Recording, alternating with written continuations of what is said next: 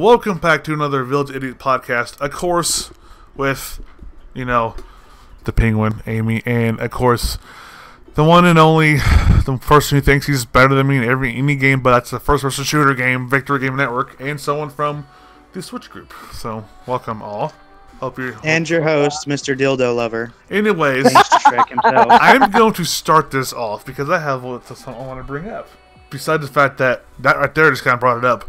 The whole YouTube adpocalypse, since he's already talking dirty, let's just start off good. I think it's kind of bullshit, if you ask me. I do too. I actually agree. I feel like it's dictating what content creators can say or do in their videos. I mean, I just think it's kind of ridiculous. I've seen so many YouTubers that have actually legitimately suffered from it. And a lot of them that I've seen too really don't even do anything that really that bad. So I don't know. That's just my opinion. I feel like it's kind of a dictatorship, to be honest. But at the same time, I can understand where some sponsors or, you know, whatever would come from with it, because obviously they don't want to be associated with someone that, you know, does certain things, obviously, or says certain things. But I mean, I feel like there are other ways to really go about that besides dictating what you can and cannot create on your own channel. I was playing Darksiders, just fucking crashed. Yeah, I feel the same way. And Dave, if you have anything to say, chime in anytime, because he will literally not stop talking. But, anyways, but yeah, I feel the same thing. It's like, if you can't be yourself, what's the point of even having a YouTube channel? So, I mean... And I feel like censorship at this point is a bit ridiculous anyway, which I know that's a little bit... It's basically censorship, though. I mean, you might as well call it that, because if you lose your ad revenue from it, you might as well just call it censorship, flat out. Yeah. And I feel like that's kind of stupid, because censorship at this point on YouTube or anywhere on the internet is completely... It doesn't matter at all. I mean, it's the shit that is said and done on the internet. I mean, it's stupid, and them trying to dictate, you know, what they can or people can or cannot do on their own channels. It's basically, like I said, censorship, which is stupid. I mean, it's like I said, I can understand where they're coming from, but there are other ways to really go about that. I mean, if you don't want to support that person, then just drop them completely. Yeah. I mean, I'm pretty sure they could find somebody else to sponsor them easily. You don't have to go about the whole thing like, oh, well, I'm going to take your ad revenue away. That's going to, like, a whole different extent. Just drop them and then let them find somebody else who doesn't mind it. It's like, the whole Daddy of 5 thing was a big deal. I mean, that was straight up stupid. If you know if you're just gonna, you know, trigger people, why do it? I mean, oh my god, I just fucking died in Darksiders. But yeah, it's just done. Yeah, I'm playing Darksiders in the background, so don't mind me. But yeah, I think it's stupid. It's like you're trying to censor people that is That's another topic I was going to bring up. Have you seen the leaked info based on Darksiders 3? It's official now, apparently. It's actually... The trailer came out not too long ago. Yep, and I'm pretty excited for it, to be perfectly honest. Darksiders is one of my favorite franchises, so I'm really happy that they're going to do a third one. I had been wondering for a long time if they were ever going to do a third one, but since THQ is actually THQ Nordic now, it seems to me like a lot of things are going to be trying to revive. Well, not really revive. I mean, it hasn't been that long, but this part sucks.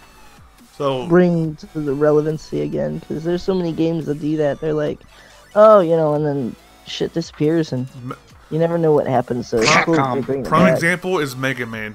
Now, if you look at Capcom in general is really guilty for that. But what makes no sense is the fact that they're putting actual Mega Man into the new Marvel vs. Capcom Infinite, which I'm getting, but it's like. Speaking of which, Sigma is a boss. Sigma is a boss with Ultron. It's fucking amazing. Anyways, that was my little soapbox thing. It was fucking fantastic. But Mega Man's a character, but he doesn't have his own game. I don't understand it. Dude, there's so many really iconic franchises that Capcom could bring back easily and just make straight up fucking bank for them. But because they won't because of reasons. It's Capcom. Yeah. They're notorious for that. Yeah, This part sucks. it's weird. Yeah. You got an opinion day on any of this, or are you just listening for listening?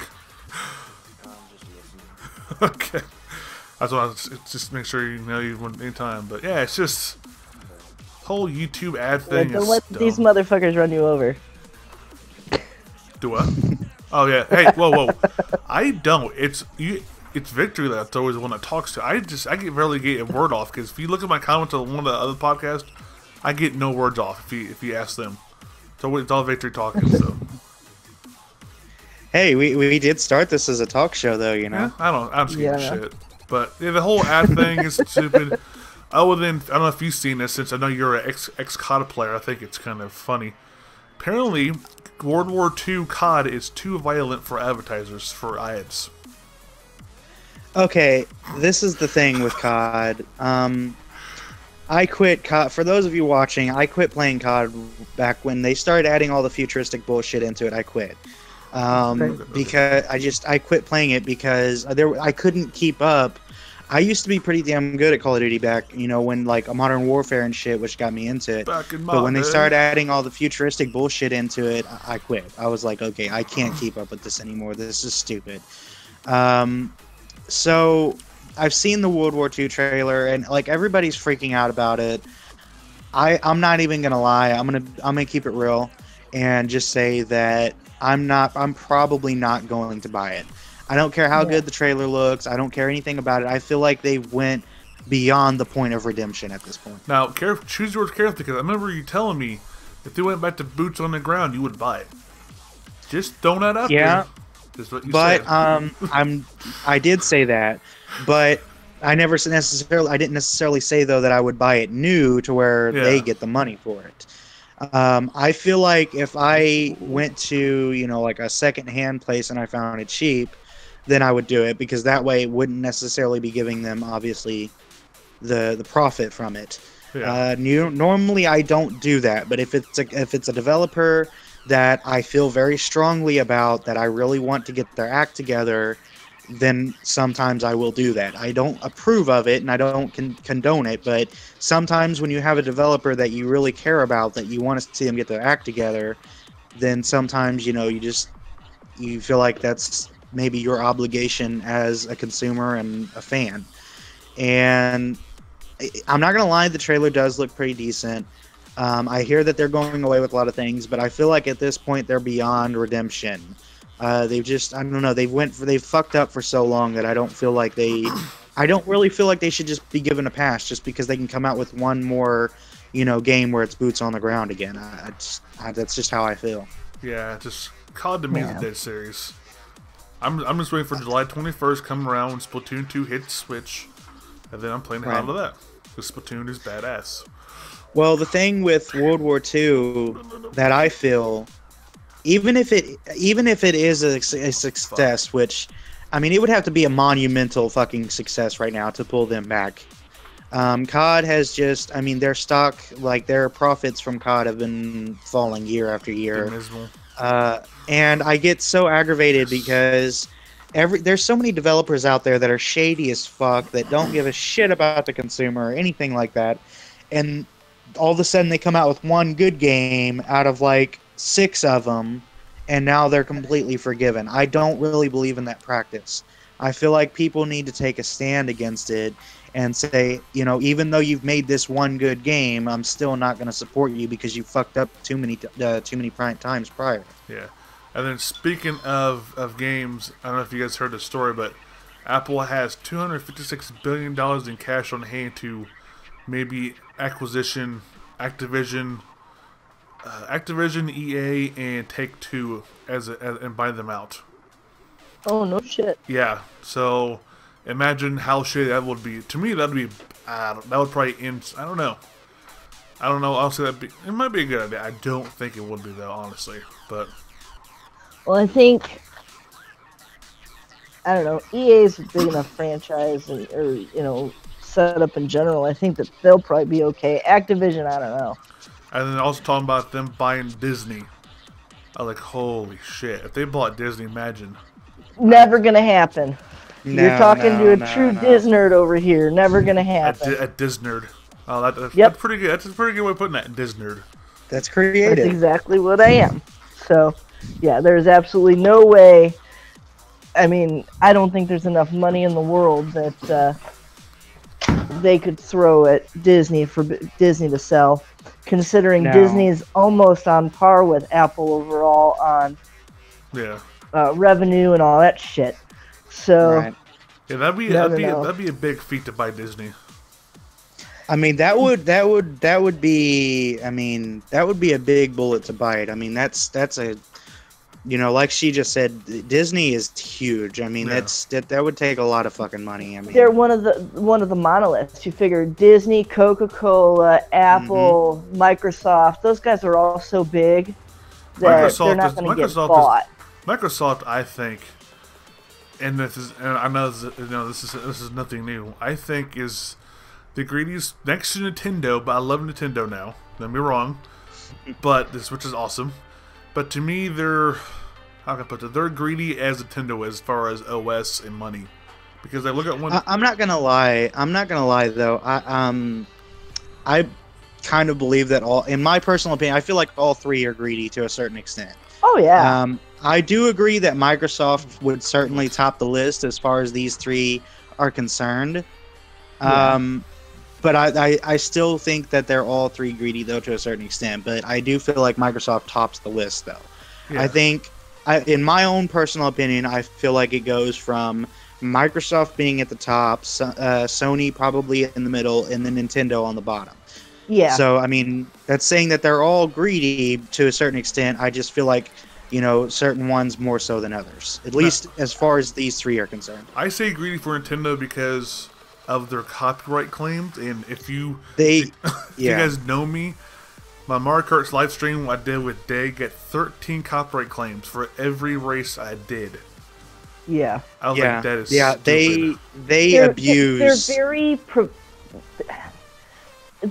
I see where they're coming from because they're so concerned about protecting their brand, but there's a point where, you know, you're hindering yourself, especially in today's day and age. It's no different than, you know, streaming any other game. You're trying, in a roundabout way, if they look at it the right way, you're promoting it. Yeah, you know? at this point, sorry, I'm trying to cut in or nothing, but I think at this point, Nintendo is, like you said, kind of hindering themselves because there's a lot of profit that they're missing out on. There's a lot of big YouTubers out there that won't actually purchase anything of Nintendo's just for the sole purpose of a video. And that's a big market that they're missing out on. And the reason why a lot of them won't is because Nintendo basically abuses their copyright power. Like, they monopolize the hell out of their copyright, privileges or, what authority. They've got a whole team. That's all those people watch is for people doing anything. It's stupid. And to me, Mario Kart is the most rage-inducing game ever. And to me, I love seeing rage. It's definitely video worthy. I mean, there's a lot of ideas. You know, I mean, why is it a big deal for them to be all pissy about somebody wanting to stream Mario Kart, but, you know, somebody wants to do anything on the PlayStation or on the Xbox? And, I mean, I don't know. I guess the way I look at it is they got their panties so much in a wad that they're just not seeing the big picture. Yeah, because you figure, I mean, like you know, I've been watching too much Terrorizer and Vandals game and playing Mario Kart. Holy shit, it's almost. I mean, they play hell of it, and it gets a lot of views. So I don't. Well, and that's just it. You know, I mean, there's. I think what's happened with the entire industry in a roundabout sort of way is that everybody's gotten so big on putting up fences that nobody's looking at the fact that, you know, there's people out there who maybe have never seen their game or maybe never wanted to play it or didn't know anything about it. And that's a way for people to figure it out and say, you know, dude, maybe this is a cool game and I want to go get it or whatever, you know. But they're so focused on that freaking revenue stream, you know, it's they're not looking at the fans of the franchises anymore or anything. And it's, I don't know, from an old schooler, it's really freaking annoying. So I'm going to interject here a little bit and switch the the topic up a little bit. And okay, so this is old news now. This has happened a while ago, but it's still somewhat relevant to what we're talking about right now. So I had heard somewhere, this was on a forum. Apparently, see, have any of you watched like Jim Sterling or anything like that on YouTube? No, I've never watched anything. I have not. He's basically a critic here on YouTube, and apparently he did a review for, I don't remember what the game was, and it was a pretty negative review. And if you watched like gameplay footage of that game, you could see why. I mean, they had blood splatter on the screen and shit that you could literally tell was quite clearly photoshopped, but done really poorly. I mean, the effort put into the game was just terrible. It was zero effort. Right. And so he had made a really bad review, obviously, for good reason, on the game. Mm-hmm. And apparently the developer of the game, or at least the CEO of the development company that made the game, had actually attacked him on his social media. Yeah. They even made a sort of mock-up kind of parody video of his review where they were like Jim fucking Sterlingson and all this kind of shit. And I remember reading about it, and I was like, this is ridiculous. Like, I can understand that some developers would be a little bit upset for good reason sometimes, too, with some of the critics. That's just natural. But I feel like what makes a good developer, in my personal opinion, is for you to be able to take that criticism. If it's logical criticism that makes sense, and it's I feel like you should be able to take it and improve upon it, not just attack someone. And if you do disagree with them and you can't really improve upon it, there are ways to have an adult conversation and a civil discussion about these things that you disagree on. That's like, for example, with me and Kyle, if I have something that, I disagree with him on, me and him usually, we're able to have like a civil discussion about it. That way we're still friends and everything. It doesn't hurt our friendship or anything at all. We're just able to have like a civil discussion about it. And, things like that. And I feel like as a developer, what makes a decent developer is for you to be able to not only just take criticism, but also have a civil discussion with the person that you disagree with, in this case, the critic. And, I mean, who knows? In that discussion, that person may, obviously will be able to explain their perspective. And if you are able to take criticism, no matter how harsh, that will give you motivation to improve. Well, that's just it. I mean, I'm a Magic the Gathering player, too.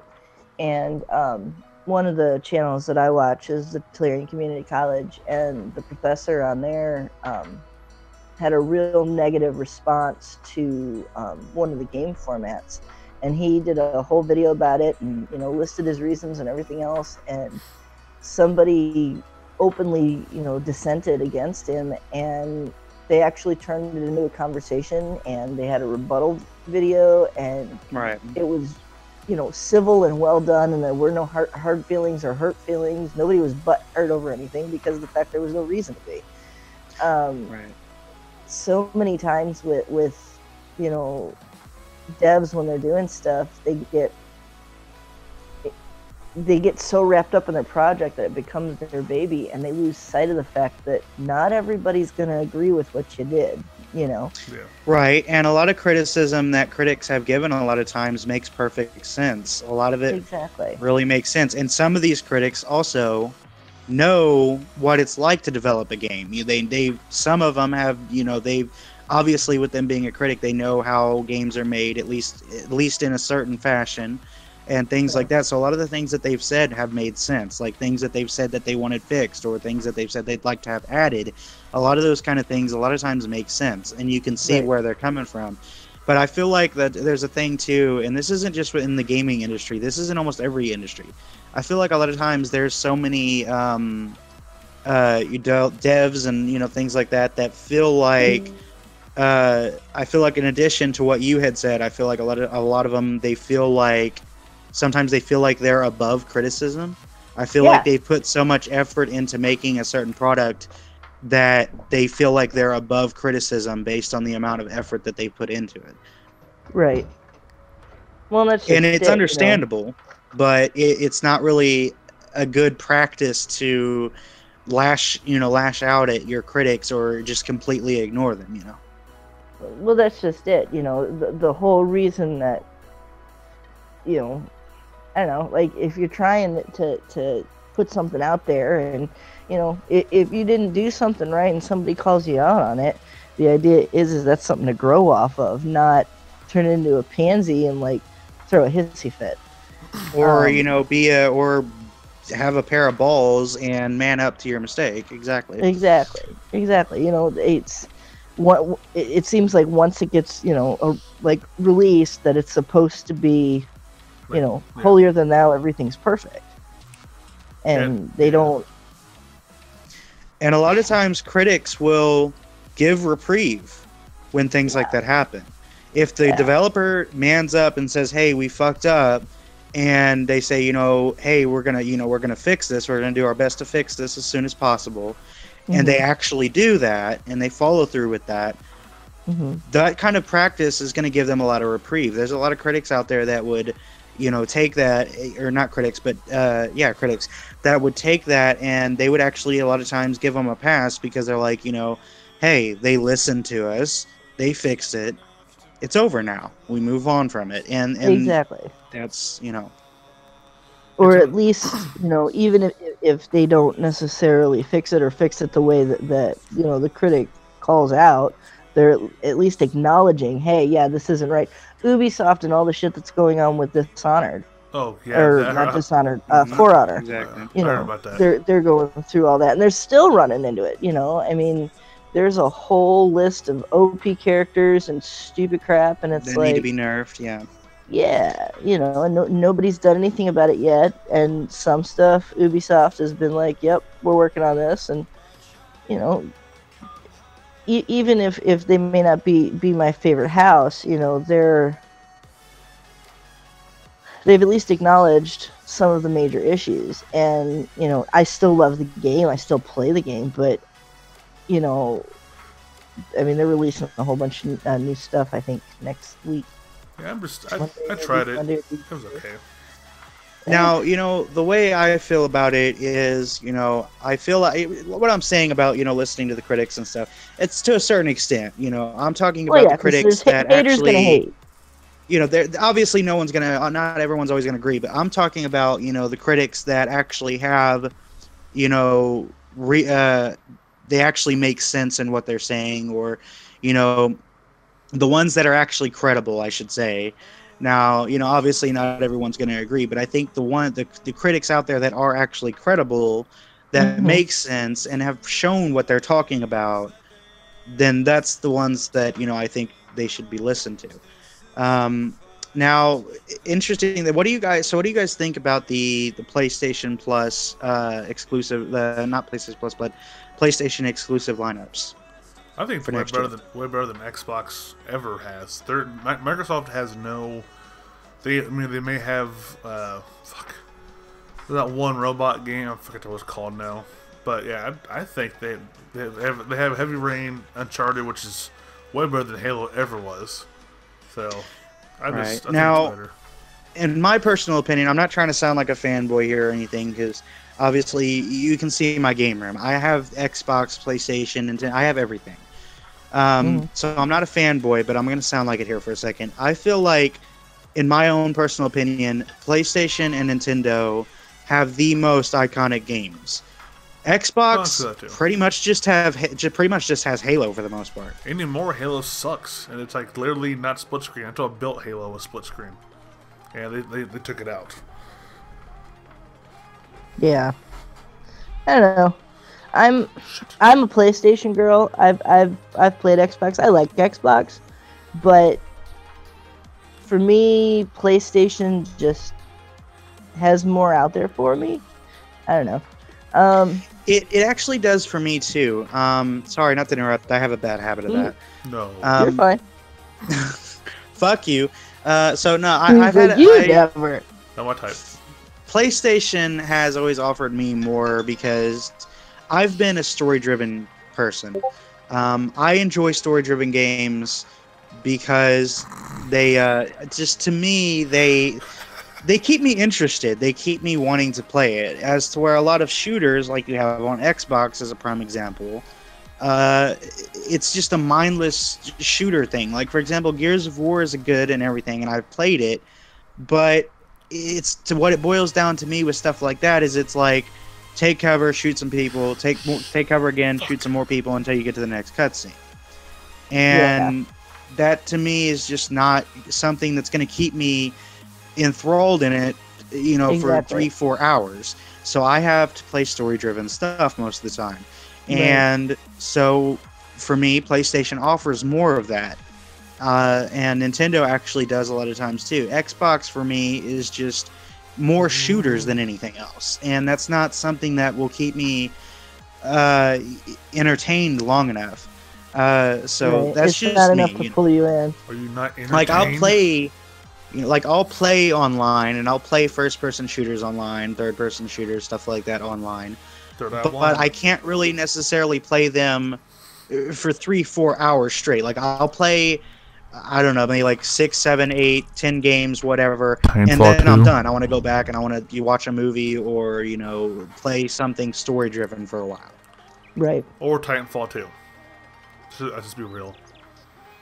Well, Titanfall 2 I have played quite a bit of, actually, but even that I never really played no more than, like, I don't know, I would say 20 max games. And then I usually got off of it, and I don't really even play it actually all that much anymore. I quit playing it for a while. I've been playing the Telltale Batman series is actually pretty damn good so far. I just got that. A friend of mine from PlayStation sent that to me. I mean, to me, if you ask me, the 2017 is the year of the pussies. I'm gonna go and say it because people bitch too much, and it's like literally, if you call them fat and you're just joking. I'm telling mommy on you, or if you make fun of certain people, they're gonna sue you for it. It's like, grow a set of balls, shut the fuck up, and just accept it. People just don't have thick skin. That's what it really is. People are easy they're too easy. They're too fucking sensitive. Like, I'm the type of person, obviously, that... Do what? Everything is about everybody being PC. I mean, I got one, but now, here's my thing. I have literally not played my PS4, and I heard that too. I've not played my Xbox One, which started the X VCR. It collects dust. My PS4 has collected dust. My Switch and PC have been consuming my life lately because the Switch is so awesome. I can't help it. PC is just a much better experience than anything console usually because you don't have any limitations when you're developing games for PC. Yeah, it's all about computing power and being able to push it out there and push it real good. Really, salt and pepper reference. Anyway, though, you guys are too young for that shit. Okay, I'm listening. Well, you don't have any limitations when you're developing games for PC. It's all it really boils down to is what each individual person's PC is capable of. That's the only limitation you have, and that's not a limitation when you're developing the game. That's just a limitation to the consumer. That's why you read the back of the boxes before you buy the game. So, you know, that's just that's why PC is just a superior experience most of the time than anything console, because when you're developing games for console, you have so many more limitations. You cannot overextend what the console that you're developing it for is capable of running. Oh my god, this is bullshit. Exactly. You know, it's no different than like, you know, old school in it. You know, when the original Sims came out, and I played that on Xbox. That was awesome. God, dude, the shit that you can do in that was so dark. Yeah, oh god, yeah. You know, but the idea is like, you know, I played it on the PC and I had to chunk a bunch of RAM and stuff into my PC to make it work, but it worked. You know, it's once I saw what it needed, I could do something about it. With the consoles, your hands are kind of tied in that respect, and that's probably one of the main downfalls to the console. They're much easier, like they're super consumer friendly, but they're not as powerful. Yeah, you know. Well, and you know, totally unrelated, but kind of related. One of the things that pisses me off about most of the consoles now is that they don't make anything backwards compatible. No, it's kind of a sad shame, because if they brought PS2 to the PS4, you know, they Oh would my god! probably sell so many more Well, PS4s. they do technically. You can buy it in the PlayStation Store, but it's only a But certain you have to amount of games, rebuy it. though. Yeah. Yeah, I mean, and you're that too. talking about, you know, I have a buddy who everything from his Atari all the way through Xbox One and PlayStation Pro, he's got every game and every console in his freaking room, and it's epic. It's awesome. But in order for him to be able to go back and play that stuff, he's actually got to reconnect his PlayStation or his PlayStation 2 to be able to play it. And it's like, if you could just But at the same make time, it backwards compatible. but at the same time, no, I think playing on the PS2 was much more nostalgic, and it just, I don't know, I just enjoy it much better. Well, me, in my personal opinion, being the one that plays online most, I feel like that would be a nice experience to sort of combine, like, you know, the OG PS2 games, and still be able to like talk with people while you're playing, you know, like you would normally, and things like that. To me, would just be something that would be really nice to be able to do. And here's the real question: how much would you be willing to pay for such thing? Because you know how they're going nowadays, where they hide, you know, remasters behind shitty games. So I don't know, dude.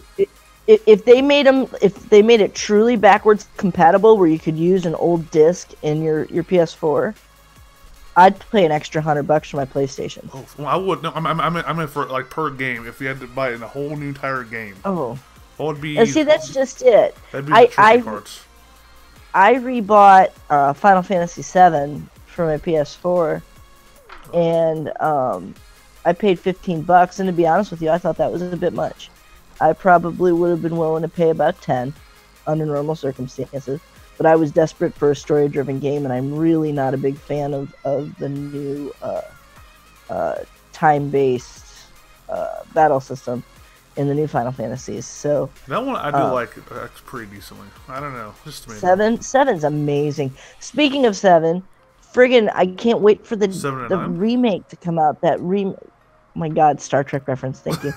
I'll say it when we get that. That's awesome. But no, I mean, Final Fantasy VII was arguably the best game in the franchise. I will argue that because I think 3/6 was the best Final Fantasy game. But the fact that, you know, they're going to be remastering it and everything else and releasing it, and since it was such a big game, it was the first game on the PlayStation that was like multi-disc. It was a 4-disc game. Now, you know, speaking of 4-disc game, have you played Legend of the Dragoon for PS2 yes. or PS1?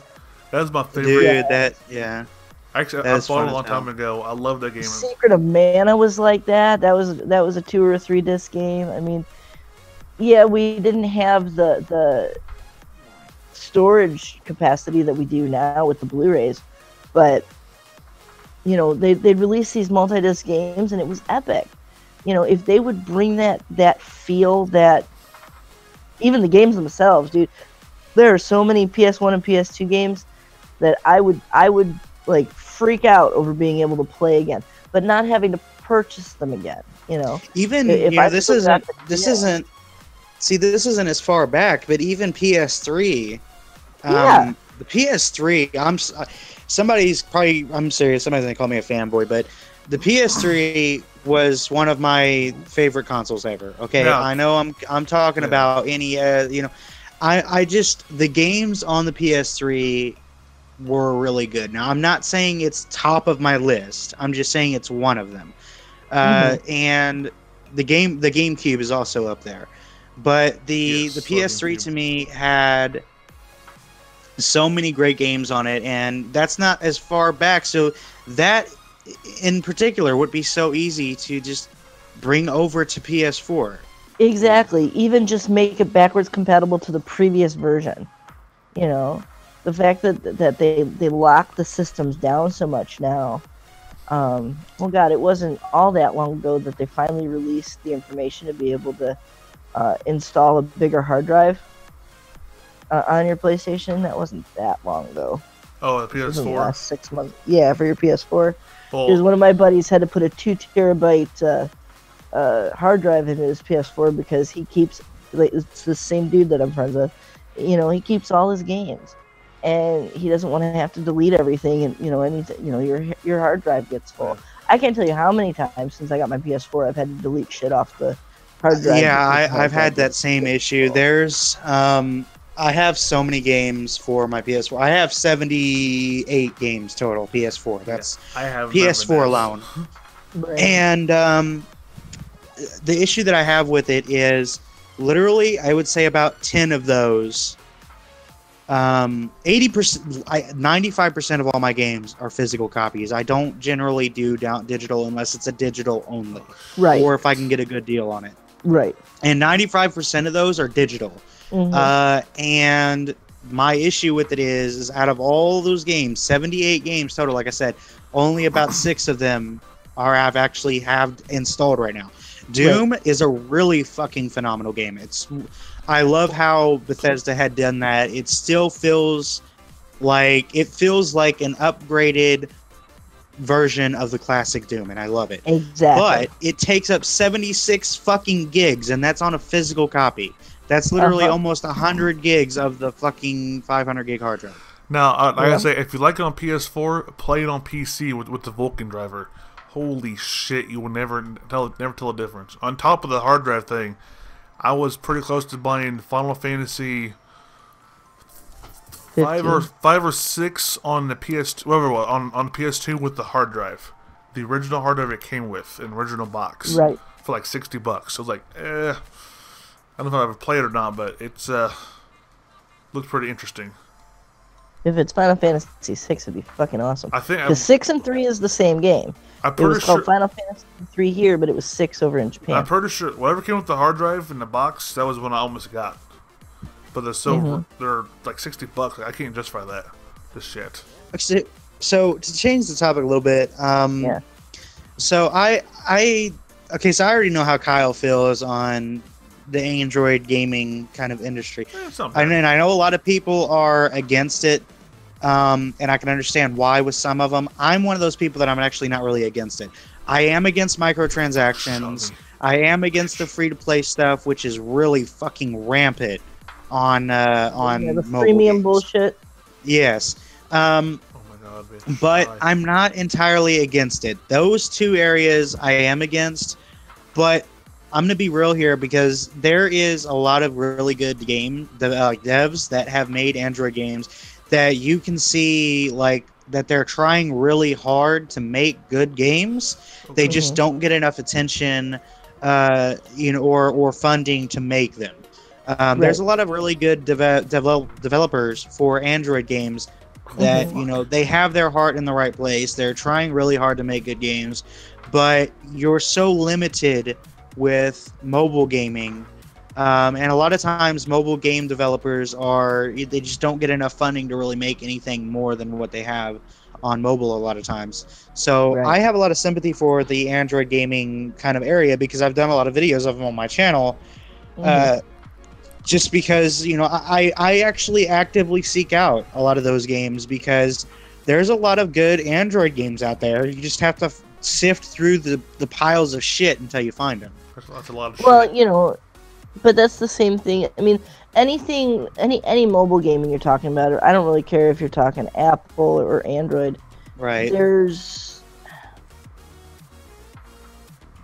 Yeah, Nintendo came out with the Switch, which is fucking amazing. Oh, I love the Switch. Switch. It's still not something everybody's going to get. But you're hard-pressed to tell me, 10 people that that do not have a smartphone. Even if it's an older smartphone, everybody's got a smartphone. So it's really the devs that are working on those platforms are really kind of on that cutting edge because you never know how. I mean, really no different than the online gaming in general. It was a teeter-tottering edge there for the longest time, and then all of a sudden everybody went that way. And I will admit, And I will admit, Android gaming or just mobile gaming in general, I should say. I keep saying Android, but mobile gaming in general has, I mean, it's exploded from what it used to be. I mean, and mobile games used to be, I mean, really, really fucking terrible because nothing was really capable of running much. But now a lot of games on mobile there's quite a few of them that have actually gotten pretty damn close to console quality. Exactly. There's a lot of them that are really, really fucking good. And like I said, it backs up my argument that, like I said, there's a lot of really good developers that make mobile games. And, I'm one of those people that will actively seek those good games out because, I really believe in the mobile gaming area because look how much it has grown since compared to what it was. I mean, it used to not be shit. And now we've got games on tablets and phones that you can literally play online just like you would on console. There's even ways that you can do video, like in-game voice chat with people just like you would on console now on mobile games. Exactly. It's the cutting edge of where things are ultimately going to go, because it's not going to happen anytime, developing mobile games is not going to kill the PlayStation or the Xbox. No. But at the same point in time, for everybody that doesn't have a Switch, it's a great way to be able to carry something with you, since you've already got the phone in your pocket and you're just honing that. Honing's not the right word. Hurting would probably be the better word. You're hurting game fans into the next logical leap for basically the equivalent of the computers that we carry in our pockets now. Yeah. So to me, it makes sense.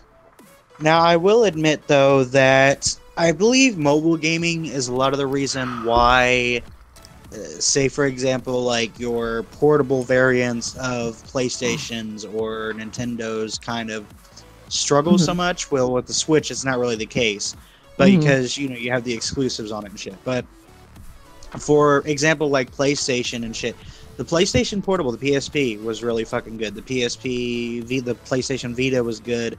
But I feel like mobile gaming is at least posing somewhat of a competition for, Sony and Nintendo and shit, because you have a lot of emulators out there now that are really, really fucking good. Okay, now, yeah, emulators are not as reliable and shit, but for a lot of people, they would rather play a game on an emulator than they would to go out and spend, slightly less amount of money that they would on an actual console, on a PSP, for example, or whatever.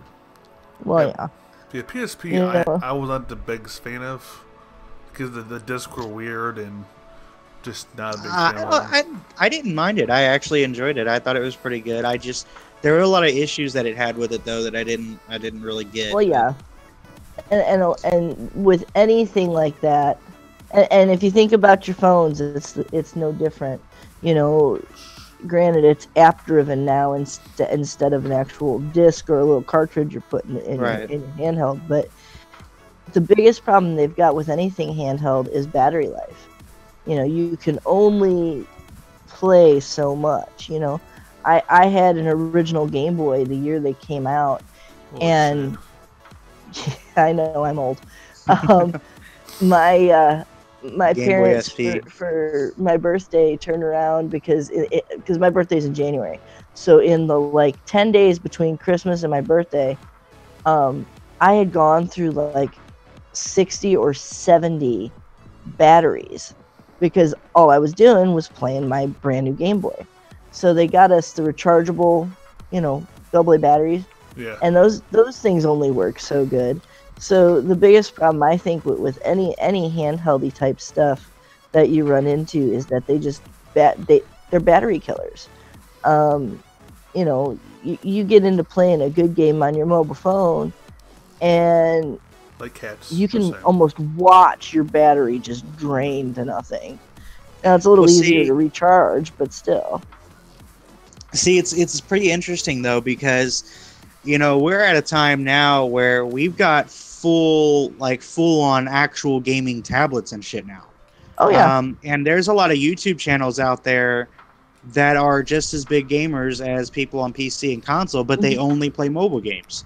And that's a really, I mean, it's a real, I wouldn't really say inspirational, but it's pretty cool to see how it is now compared to how it used to be. I mean, you've got full-on gaming channels out there with, 1 million, 2 million, whatever subs that are really fucking huge now, and they only do mobile games. And it's just really cool to see that. So, mobile gaming has come a long way from what it used to be. I mean, I give it a few years, and it's going to be pretty damn crazy. And it's continuously improving, too. It's really, I mean, when you look at it from a logic perspective, it really is the next logical step. Right, because there's a lot of people that, they like their consoles, but they can't really afford the time to just stay at home and play them as much as they would want. They have to go out and work, or they have kids they got to take care of. So, being able to play the games on the go is so much more convenient for people now. Exactly. Yeah, exactly. Because the Switch is totally fucking awesome. I know I keep saying, but the Switch is badass. I was against it at first. I thought it was a stupid concept, but now this is like the best thing in the fucking world right now. I think it's... Well, here's the question for you though, Kyle. So you've got the Switch. What's it like battery life when you've got it in mobile mode? It all depends on the game. Honestly, yeah. You get Zelda dies in less than 3 hours. Mario Kart's about 4 to 5. The other thing lasts almost 6. What she was just talking about with battery life, yeah. Yeah. Well, that's what I was curious about, because I had no idea what the battery life would be like. But that's actually, I mean, Zelda being so graphically intense, that's actually not that bad. Yeah. 3 hours is pretty damn good. Thinking, being and the to oldest think too person that you're in the playing podcast. a full-on console quality game on a mobile device too. Exactly. But I've got basically stepkids, and they're 14 and almost 10, and they're 3 hours would get me, driving them back to their mom's place isn't a big deal. Or, if we wanted to go up to Indy or something to hang out, to give them something to do in the car, 3 hours is pretty reasonable. Yeah, it's definitely not bad on battery. It's actually pretty good. But if you think about it, Nintendo has always beat pretty much everybody to the ball when it comes to mobile gaming. Oh, and completely. I think with the Switch, they finally hit that spot. They finally hit that G spot with the Switch, and exactly. I think, in my personal opinion, if Microsoft and Sony, if they were smart, they're going to want to get in on this, because Nintendo has hit it. They've hit that mark. Now, keep in mind that, what was it? I think I read they've actually sold more copies of the Zelda for Switch than they actually have Switches out in the wild. So they surpassed, I think, almost 3 million Switches in like 3.76 million. I think like 2 million. But difference. Nintendo gets a big boost in sales though, because Nintendo is fucking huge in Japan. I mean, it's outrageous, but obviously for obvious reasons, Mm-hmm. Well, that's I don't know. I guess the way I look at it, again, being the eldest person in the room, when I got the original Game Boy, even on the gray and black screen, the idea of taking a game to play, it was like mind blowing at the time. It was. Pokemon, I'm telling you, I love Pokemon. Oh God, that's even more current than the shit I was playing. I mean, Dude, that consumed my life when I was a kid. Yeah, but that's just it. I was playing Castlevania and Bomberman and Metroid on the original Game Boy, and my parents, I mean, it's the equivalent of when you go to the grocery store now and you see parents handing over their cell phone to their kids. You know, I hate to say that video games are a babysitter, but it was a great way to keep us quiet and compliant. Yeah. You know, I grew up with the PlayStation 1. okay, And I remember at the time, I had actually played my Game Boy SP more than I was my PlayStation 1 at the time. yeah, And that's saying a lot, because my PlayStation 1, I loved that fucking thing. But the Game Boy, to me, like I said, it had Pokemon, and that consumed my fucking life at the time. Speaking of Pokemon, sorry, I got started. The only problem I had with the Game Boy was that the screen was so fucking dark. Like, you could be sitting on the surface of the sun and still not be able to see that fucking thing. And the glare was no help whatsoever either. So when I got the Game Boy SP, I was like flipping my shit. I'm like, oh my god, I can see the screen now too. This is awesome. exactly. Now they are talking about releasing a open world Pokemon game for Switch. And I will buy that fucking day one. Dude, I will buy a Switch for that. Because imagine an open world Pokemon game, 3D and everything. Dude, there would be... God, do you realize how long it's even really been since we've had a Pokemon game to this extent anyway, too? I was going to say, yeah, anything of, like, serious quality, it's been forever. I mean, the last one I remember was, what was it, Stadium, I believe? Well, yeah, I mean, that one, too. I kind of hope they redo or make a new stadium for Switch. Because I would get that day one as well. Right. I got about 5 more minutes and I have to end it. So whatever you guys just want to final thoughts, because we're up to an hour almost. I don't know. I think they need to be making handhelds. I don't care if you're talking mobile gaming itself or new handheld systems. I think that handhelds need to be kind of brought back and have life breathed into them at this point, because they're just awesome. This is one last topic, and that's about all I have. How do you guys feel about Telltale games, just out of general curiosity? Because me personally, I really enjoy most of them. There's been a few here and there that have been kind of hit and miss, but most of them I've enjoyed for the most part. I never played one until I just downloaded the Borderlands one, so I honestly couldn't tell you.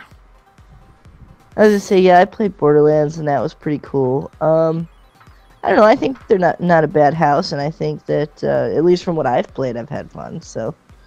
Well, see, I enjoy them because, like I said, I enjoy story-driven stuff. It's not a lot of their stuff isn't so necessarily so much a game as it is you're watching a movie and you just have occasional prompts and QTE. But for me, that's not a big deal because I'm a big movie buff. So for me, that's literally like combining my two favorite hobbies together. Right. And I feel the same way about full motion video games, which have just recently returned. That was a thing back in the 90s, and they're trying to bring it back now. And the two games that I've played, The Bunker and Late Shift from Wales Interactive, both of those are the same way. And from what I played, they were phenomenal. I mean, The Bunker had an extra from Game of Thrones and the main character that played as Bilbo in The Hobbit. So those games in particular back in the 90s they struggled a lot because they were too cheesy or the acting was just fucking terrible. Time out. It really is slaying me that you're saying back in the 90s. Okay, sorry. Well, because it was a thing that was in the 90s, but I know. It just makes me feel old. Someone's showing the age. But they're trying to bring it back now, and me personally, I feel like that's pretty fucking awesome. I mean, that's like I said, I'm a big movie buff. I'm also a gamer, so for me personally, that's a pretty big deal. I'm pretty excited about it, and I'm glad to see that it's actually working now. Oh, definitely. Well, and that's part of it too, because I prefer story-driven too for the most part. That is something that the 90s had that was that charm almost of the way the games played, and then everything went to made them feel unique. Online. Everything was online, and that kind of pulled everybody off of just the way things were. So and we don't have enough developers left that still focus on story either. We have too many that are focused on multiplayer now. We don't have enough left that focus on story too. I was gonna say Square Enix is one of the last ones out there. And those guys, they need to come out with a new Kingdom Hearts. Never. Yeah, they really do. Never played it. It's okay. It's fucking Kyle, good. you're missing out. Well, It's epic. But hold on now. The person who says they played their PS1 or their PS3 a lot has never played the game that created the PS3 until I mentioned it. Again, I keep saying this, but Right. it's fact. Am You're I right. wrong? So I'm just throwing it out there. Just throwing it out there. But see, there's still a few developers out there that still focus on story-driven stuff. God of War. Telltale is a good example. Naughty Dog. Bethesda is pretty good. Naughty Dog, yes. I just feel like there's not enough, though. Like, there's too many still that they want, you know, good multiplayer, good multiplayer, good multiplayer, and then, like, the story is always added on as an afterthought. Exactly. Like, they focus on making the multiplayer, and then they're like, oh, well, maybe we should probably add a story, too. And, like, write a couple things down. This guy's bad guy, this guy's good guy, you kill guys. There you go, there's the story. And it's like, what the fuck, man? No, I agree. But everything is focused on the online multiplayer, and there's no focus left on anything with the story. And when they do, it's such a shit story that you're like, and it's so half-assed. Yeah, it's like it feels like a half-assed effort. Yeah, and you did hit the nail on the head, because it's exactly what it feels like. Is they just shoved it in there at the end just to say they did it. You know. Just because they knew people would bitch about it if it's not there, so they're like, well, let's just throw it in so people can't bitch about it not being there. That doesn't mean we have to make it good.